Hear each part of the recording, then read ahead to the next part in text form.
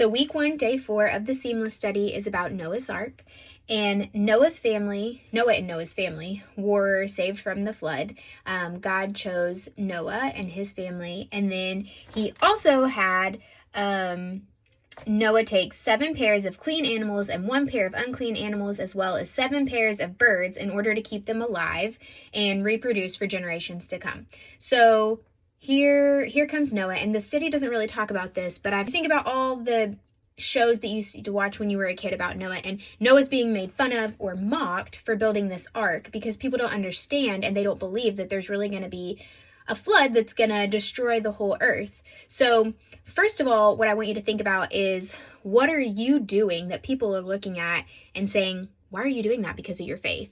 You're also called to be set apart. We're called to be different than people of the world. As believers, we want to be different. We want to be loving, and we want to love the world, but we also want to be set apart. And what are you doing to be set apart? What kind of ark are you building that's out of faith? After Noah gets off the boat, which he's on the boat for a very long time because it rains for 40 days and 40 nights, but then it takes a long time for the water to dissipate around him.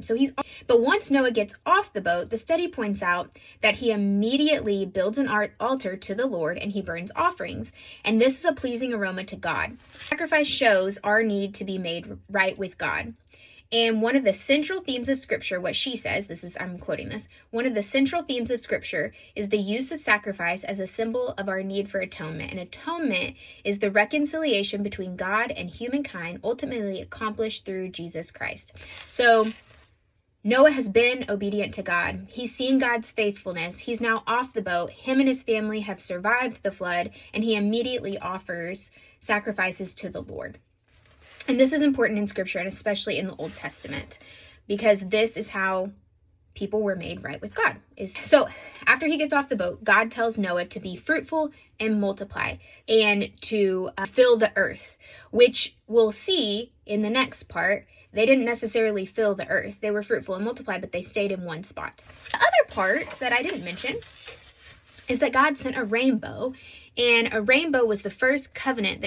A covenant is a promise, and God promised that he would never flood the whole earth again.